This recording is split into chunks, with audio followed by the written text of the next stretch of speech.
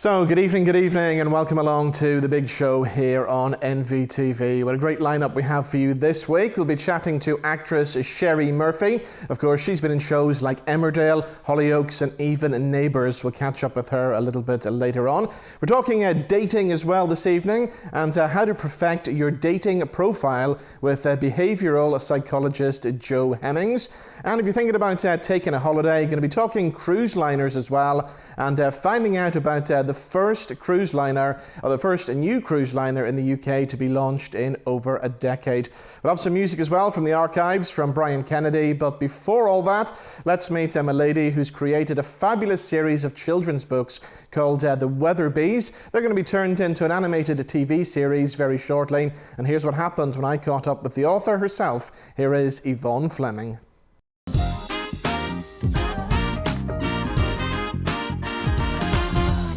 Yvonne, how are you? Hi Robin, I'm doing well. So this is all very exciting. Your books are now going to be turned into an animated TV series. Yeah, it's a very exciting time for me. I had developed the characters initially thinking one wee book just for my own children, and it kind of took a life of its own and self-published my first two books, then signed to Tiny Tree Children's Publishing for my third book. And we worked with Flickerpick down in Hollywood to create a wee 5-minute animation pilot, just to see what these wee characters would look like on screen. Then I was introduced to Jodie Reynolds, professional scriptwriter who has worked in Peter Rabbit's and Transformers and lots of other really good shows. She loved the Weatherbies, saw great potential in them, and was very excited to start working with me on it to develop it. So that's where we're at now. And we're also Three Ways Productions. We've signed a licensing deal with them, so they're helping take it to market. So it's great for me that these people in the industry that have worked on big things is happy to join forces and see potential in my wee Weatherbies. So exactly. Well, tell us about the wee Weatherbies then. What was the idea behind it? It's kind of to help kids understand climate change in a way, isn't it? It is. Well, it's to sort of educate kids in a fun way. It started out in the garden. I was out with the kids on a sunny day and we were looking at the clouds and all the different shapes we're making and having conversations about that, because sometimes kids don't really look at what's going on above them and in the sky. And then for me, it was about delivering positive, fun messages to kids, and they're picking up information that they aren't really aware they're picking it up, yet when they hear it in the classroom, they kind of think, oh, I know that, because they've read about it in the Weatherby stories, and it helps them absorb those messages and make sense of them. So that's, for me, that's what it was at for my boys growing up, and now they grew up listening to the Weatherby. But it was about helping them understand things in a fun way, you know. Did they have any input into the stories of the characters then as well? Yeah. Oh, they do. They wanted to hear my stories when they were babies and children growing up. And then as they got older, it was like, here, listen to this story and where could we better this? And they've kind of bounced their ideas off them always through their child years to now. The eldest boy's 21 and the youngest boy's 17, and they're still very much a part of my creative process of the characters and that. So but no, it has been very exciting. And my husband Peter, he does music and he's worked with me on the songs and recording all the tracks for me and stuff. So it's really a family production at this stage, because they all have their wee part to play, you know. I see you're surrounded by lots of pictures on your walls there. I see Weatherbies behind you there as well. Yeah, the ones behind me, they're kind of the very first designs I had got done. When I was thinking of books only, I got an illustrator to do these designs, and then the thing progressed on. The animation was being talked about, so I started then working with another illustrator from the Philippines who did animation. And he illustrated the characters so they could move. So the books went out then on a different design. But when we move into the animation, the designs of the characters will probably change again to work with the animation and what style we go with. So it's kind of it's evolving all the time, and there's tweaks and changes being made all the time for it to fit the criteria that's required, you know. So it's a fun process. It's fun for me to see it unfolding as well. So, well, let's talk about the actual characters, because we haven't mentioned them yet. There's Sammy's son, isn't there? And I like this one. There's Willie Wind. Yes, there's Willie Wind. His name will be changing. But these is just, for me, it was, the character names was kind of sort of thought of words that would rhyme with sun, wind, rain, snow, and that kind of thing. That's where the names came out of. So some of their names will tweak and change when it gets to animation because of criteria and different things, you know. So, but they're a bunch of fun wee characters, and they're weather-based characters, but I didn't want to pigeonhole them to just tell weather stories. So it's a group of 6 friends that are experiencing life, what kids experience, and help each other out solving problems and showing kids what they can do along the way, maybe to make things better. Brilliant. Well, tell us about your background as well, because you came from a hair and beauty background, didn't you? Yes, I did. When I was at school, art was my favourite subject. If I was told to go do homework, I got out the pencils and started drawing. Never imagined that I would be writing children's books or anything like it. I went on to do hairdressing because that was the creative industry back when I was leaving school, what to do, and I was always into hairdressing and stuff. So that's where my career path went, down that route, and I had my own hair, beauty, manicure salon. And then when I got married and that and decided to have kids, I sort of moved away from that because I wanted to be at home with my children. And I started looking after kids, nephews and nieces and kids and that. And the Weatherbies kind of was something that I made up to entertain, because there was different age groups of kids always around my house. So it was kind of something that they could all have fun with. And I told my kids the bedtime stories at night. If I was too tired to read a book, I lay down and made up a story. And Peter, my husband, heard me and said, I think that has potential, and encouraged me to start developing it. Didn't know where to go with it because there's so much of it. But we had written songs for the characters, individual character songs. So we developed the songbook with the characters, the first designs behind me. We'd developed a songbook with 12 songs. We self-published the wee Sammy songbook, and it did great. 6 months later, we had the Rosy Rainbow book out. And then a year and a half later, Tiny Tree signed us up for our 3rd book. So it's kind of just taken off, and it's been moving forward all the time. Before the pandemic, I was going into primary schools and play schools to read my stories. And for me, sitting in the assembly hall with hundreds of children at my feet, engaging with me, interacting about the characters and pointing out the window of the school and saying, I see Colin Cloud in the sky. And that to me was great, because it was, these children didn't know me or anything about my characters, but they were enjoying them and engaging with me about them. So it's just been positive and a real joy, the whole process so far. So, and now of course it's going on to a whole new level when you're going to see them on the screens as well now. I started this journey, didn't think I'd still be on this journey, didn't think I would have got as far as I have, and I'm taking every day as it comes and seeing where it takes me and enjoying the process. Brilliant. Well, Yvonne, it's been great talking to you, and I'm glad to see the Weatherbies are going to be on TV. We look forward to seeing that as well, and the best of luck with everything. Thank you, Robin. It was nice talking to you.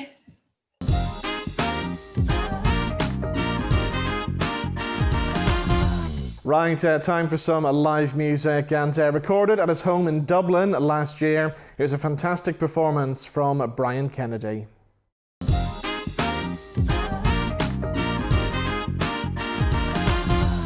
I want to sing to you the very first single I ever released in February in 1990, 31 years ago. This is called Captured, ladies and gentlemen.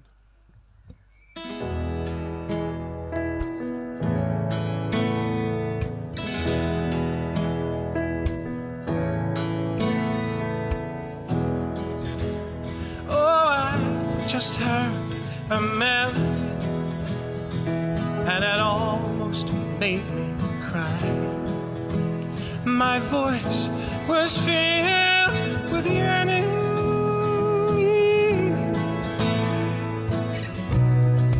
That's not all. There's something else. No, that's not all. There's something else. Every word was in my ear, and every note crystal clear. Oh, how you captured my heart. Oh, yes. Oh, how you captured my heart.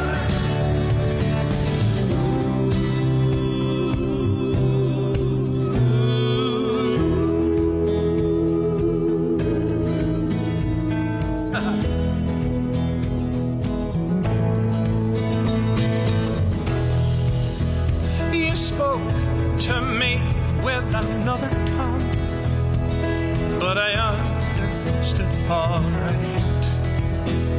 'Cause I believe in feeling.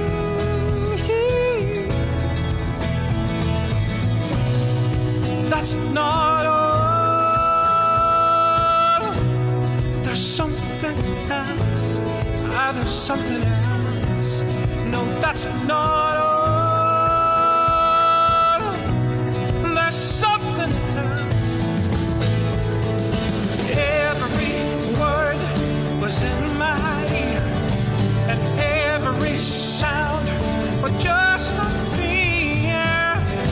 Oh, how you captured my heart.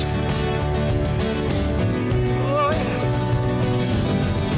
Oh, how you captured my heart.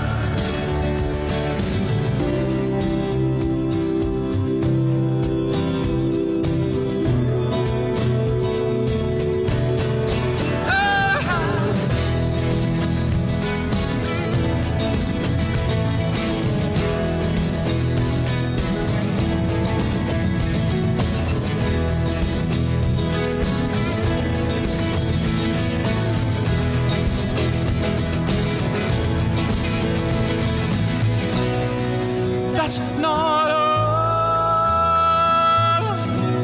There's something else. Ah, there's something else. No, that's not all. There's something else. Every word was in my ear, and every note crystal clear. Oh, how you captured my heart. Oh, yes. Oh, how you captured my heart.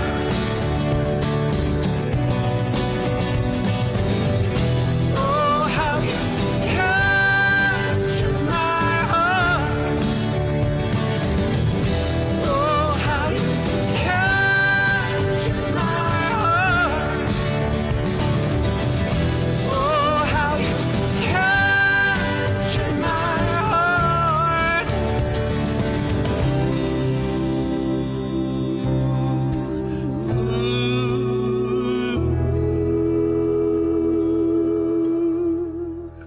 31 years old, the song, not me.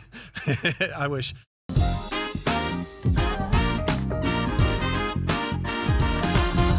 And we'll have some more live music from Brian Kennedy a little bit later on. Now, we're talking dating now. Are you one of those people who are constantly on the dating apps? We're going to talk about perfecting your profile picture with behavioural psychologist Joe Hemmings. I caught up with Joe earlier on this week. Here's what happened.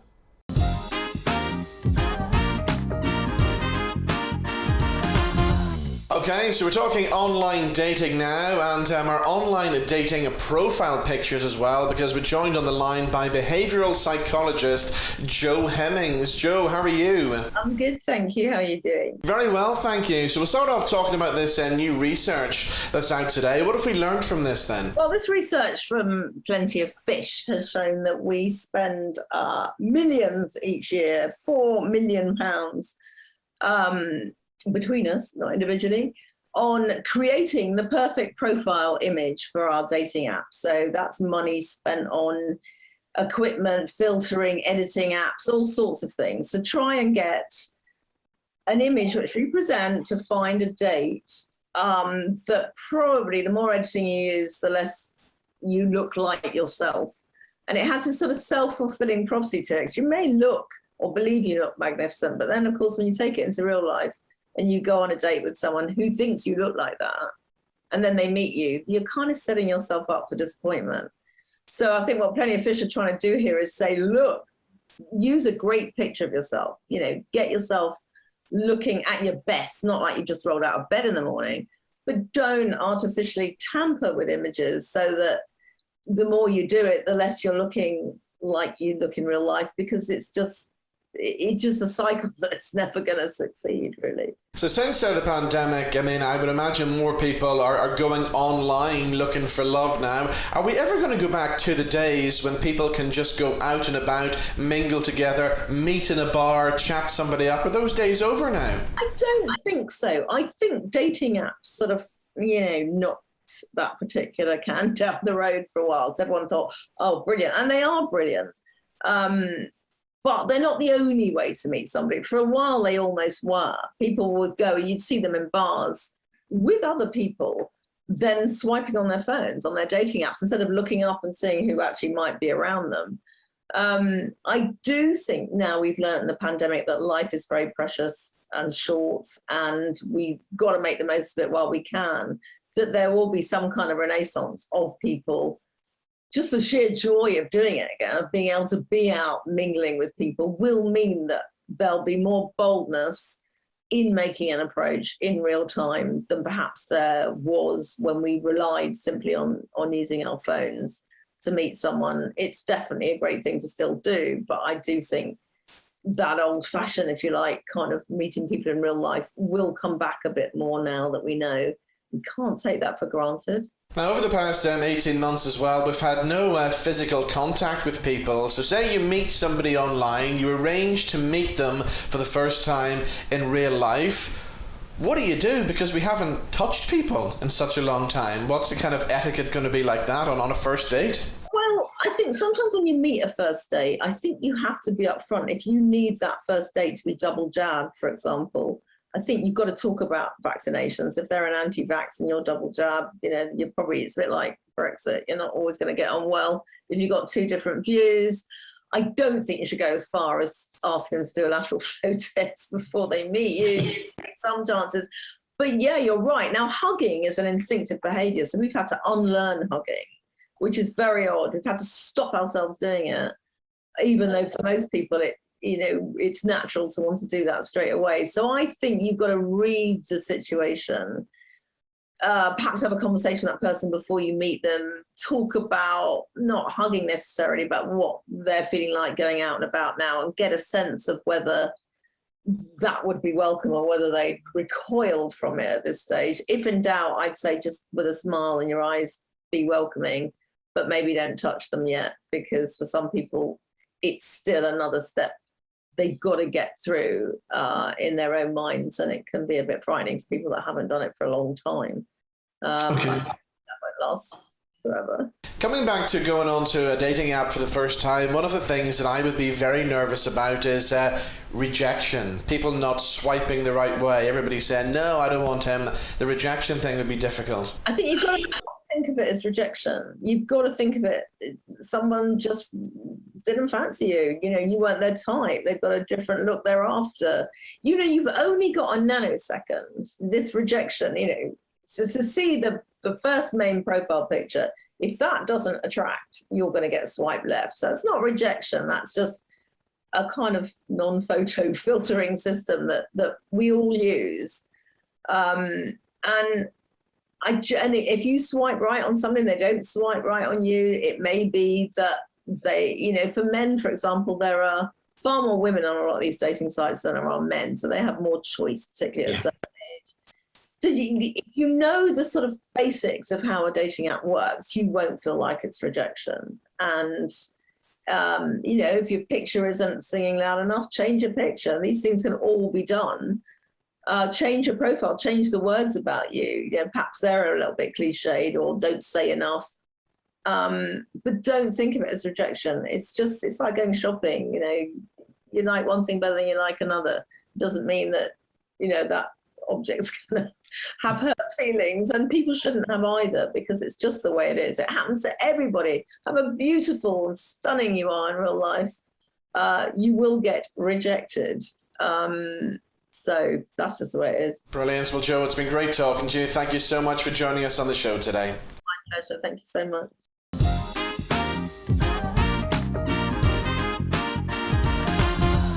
Now, still to come, we'll be chatting to actress Sheree Murphy. But before that, let's talk cruise liners. And the first UK cruise line in over a decade, the first new cruise line has been launched. I've been chatting to Christian Verhounig, who is the CEO of Ambassador Cruises. Here's what happened.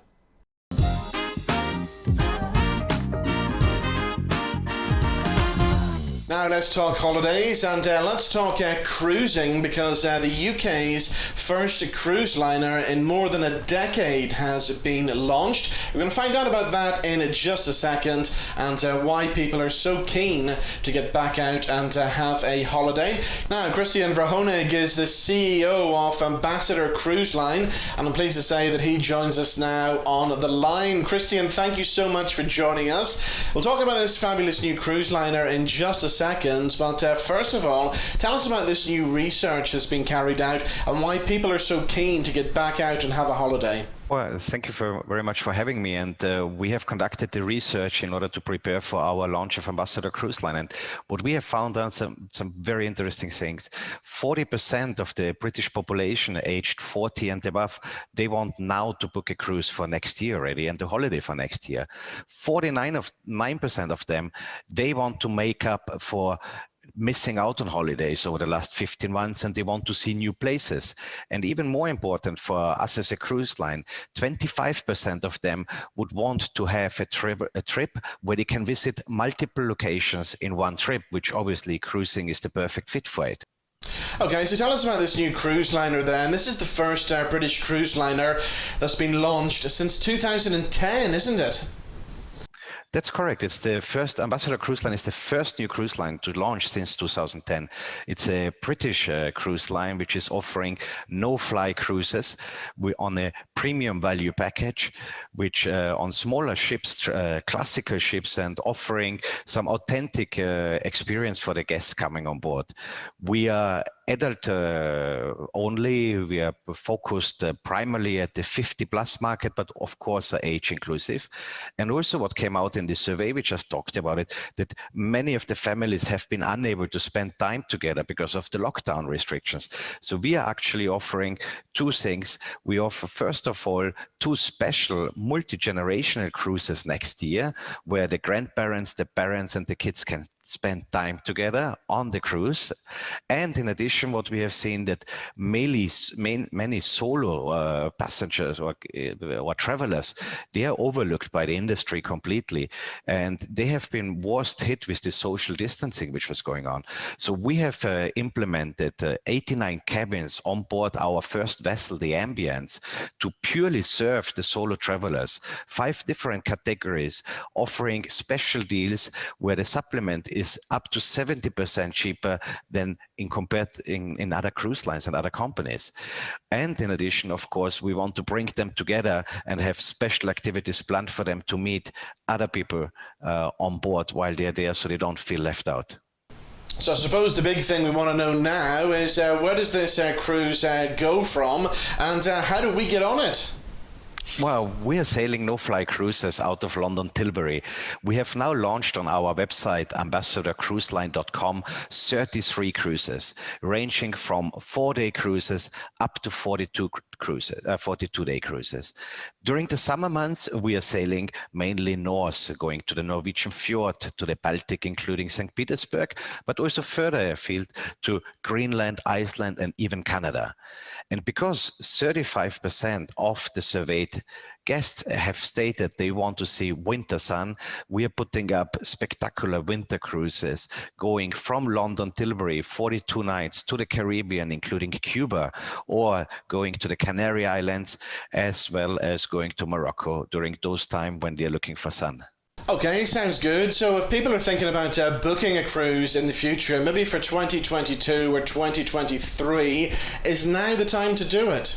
I think it's absolutely time to book right now, because we see a massive pent-up demand. And actually, for the quality of cruising we're offering, the demand is fully outgrowing the capacity. And with a lot of people still worried about flying at the moment, are we going to see an upsurge in cruising? Well, we have seen that essentially 47% of the surveyed guests, they prefer to go on a no-fly cruise actually, and not to have the hassles to the airport. So of course, there is a popularity, and this is why we are obviously basing ourselves in this area as well. Okay, sounds good. If people want to get some more information on your cruises, give us the website details. Well, the best to get all information is on ambassadorcruiseline.com. Fabulous. Thank you so much for joining us on the show.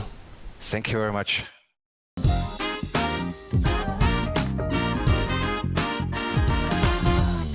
Now, from cruises to shopping, and has our shopping habits changed during the pandemic? That's what I asked actress Sheree Murphy. Of course, you'll know her best for playing the role of Tricia in Emmerdale. She's also been in Hollyoaks and Neighbours as well. So here is the lovely Sheree Murphy.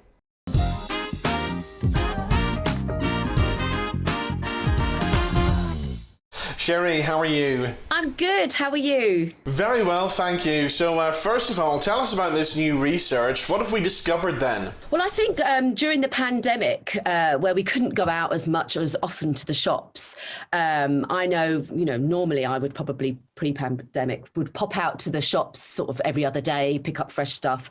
But when we couldn't go out as much, I think a lot of people did turn to frozen foods, or back to frozen foods, because there's always this weird myth around frozen food that it's not as good as fresh. When actually it is just as good as fresh, because you think you're locking in all these nutrients and freezing them. So yeah, I think a lot of people did change their shopping habits during the pandemic. And something else people are thinking about, they're thinking more about food wastage now and how to prevent that, aren't they? Absolutely. I know as a busy mum of four, I have to really try and plan my week ahead when it comes to, feeding the kids and what I'm going to do if I've been out at work all day and I don't have time to pop to the shops. So normally I would, make a plan what I'm going to cook for the rest of the week. And, I like to mix up frozen with a bit of fresh, but it's peace of mind knowing that you've got in your freezer either, some breaded chicken, fish fingers, frozen, other breaded fish and stuff, chips and peas and things like that. As a parent, it is so handy to know that you have that, so the kids are not only going to eat a good meal, but that they've got all the nutrients in there as well. Now, parents are also thinking about saving money at the moment as well, and with frozen foods, you can actually save a lot of money, can't you? Absolutely. They've done a survey where they said 76% of people have saved up to £90 a month by buying frozen, which is a massive amount of money back in your pockets, especially if you've got a big family, or for anyone, even if you're on your own. 90 quid a month is massive. So, I just think it is more sustainable to buy frozen. And yeah, it's you just want to get rid of this myth. It's ridiculous. What about you yourself? How did you find the whole pandemic and the whole lockdown situation? Actually, I mean, apart from not seeing other members of the family, because I've got 4 kids, they range from the ages of 9 to 20. I loved it because it was the first time in a long time. My husband wasn't at work. All the kids were, under the one roof. I absolutely loved it because now, things are starting to lift and people are getting their lives back slowly. I've not seen my older kids. They're out here, there, and everywhere. So I've really cherished the moments. You know, there were some tough times, and I did feel, you know, especially my older children, their mental health with, you know, not socialising with their friends, you kind of take for granted. And when, you know, we were in the thick of the pandemic, there were some tough times. But as a parent, for me, I absolutely loved it, and it was memories that I will treasure forever because I will never get that back again. Now, what about eating habits during the pandemic? I think we've all put on a little bit of weight during the past 18 months. What about you? Oh God, I'm still trying to lose it. Let me tell you. Yeah, it was at first, I think me and my husband, Harry, we were, you know, every night we go, oh, should we open a bottle of wine? So we'd open a bottle of wine. Then it turned into the next bottle, you know, another bottle. And then the next night and the next night. In the end, we said, we've got to stop this. We were popping bottles like it was Christmas Day. So then we kind of went, that was the first couple of weeks. And then we said, right, this has got to stop. And then we went on a real health kick.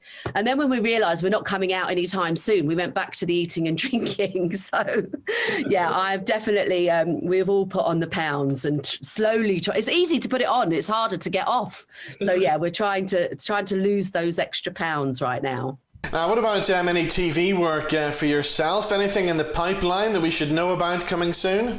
Well, I'm busy doing radio at the minute. So I've got a show that I do every weekend, which is great. Now the kids are, because I've kind of been a stay-at-home mum for a while, and I've let my husband Harry go off and do his thing.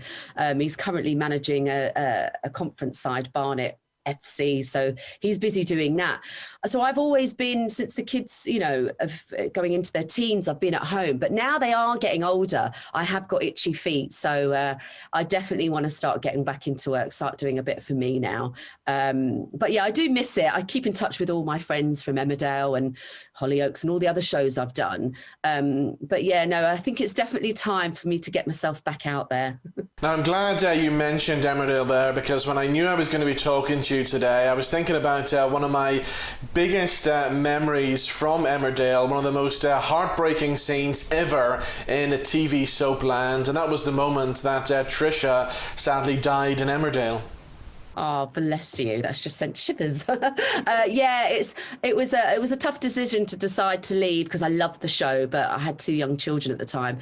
And what a way to leave a soap. You know, I think sometimes when you've been in a soap for so long, I'd much rather go that way than in the back of a cab. So for me, you know, it still holds a very special place in my heart. I loved playing Trisha. But yeah, what a way to go. It was brilliant. And of course, it was such a great relationship, the whole Marlon and Trisha storyline, wasn't it? Oh, yes, I loved it. Actually, there's been reruns on ITV3. So they're on in the afternoon because the kids have been off school holidays. I mean, look, there's your mother. This is what I used to do, forcing them to watch me. But it does bring back so many funny memories. And it's quite amazing. I get so many tweets and messages from people that are enjoying, Emmerdale from back in the day. So that's quite nice. It's quite nice to see, all the old scenes and working with Mark Charnock. I still keep in touch with him, who plays Marlon. So yeah, really fond memories. Now you've done Hollyoaks as well, and then of course Neighbours came along. How bizarre is that? So we lived in Australia for a bit, because my husband's Australian, and I got offered a role, and I was like, absolutely. And then my first scene was kissing Paul Robinson. I mean, I used to watch him growing up. I had to kiss him and then slap him. I mean, what a way to enter a soap. So that was just the most bizarre pinch me moment, being in Lassiter's on the other side of the world in a soap. But yeah, I've been very lucky when it comes to things, the variety of work that I've done. I've been so lucky. So if they offered you another soap, would you do it? Maybe Corrie or EastEnders? I think that's all that's left, isn't it? Yeah, I always thought I would probably do EastEnders, being a Londoner, and I'm actually from the East End. But no, it's not happened as of yet. But oh God, yeah, I love working on a soap. It's just, although you're working with the same people day in, day out, you really get to know your character, and it's like a real family when you're on set. So yeah, I would say yes to that. Brilliant. Well, Sheree, thank you so much for joining us on the show today. Sadly, we're out of time. I could talk soaps with you all day. Fabulous. Thank you for joining us. Thank you. Thank you so much.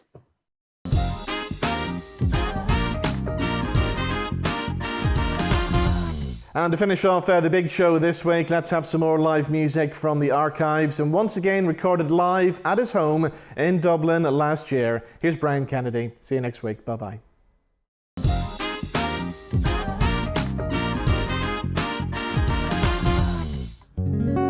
Christopher Street.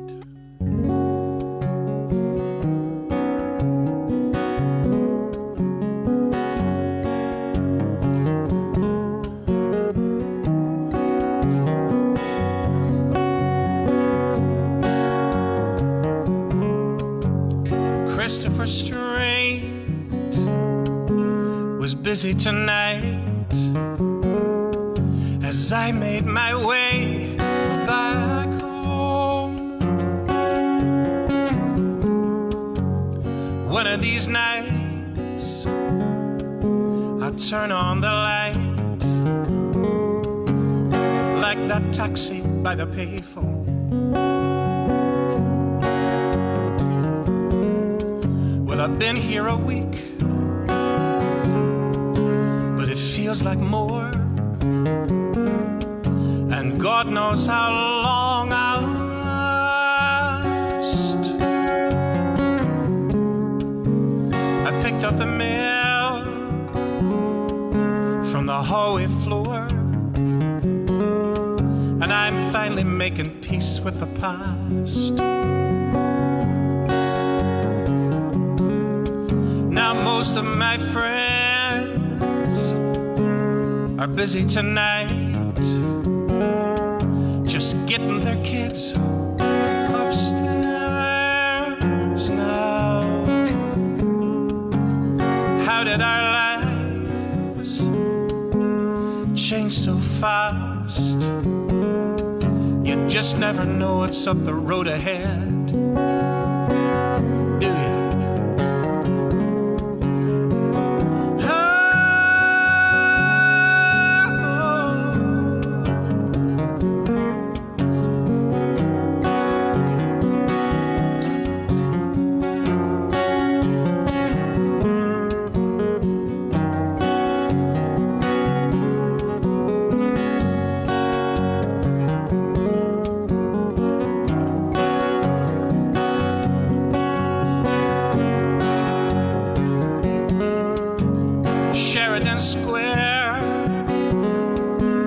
Crazy today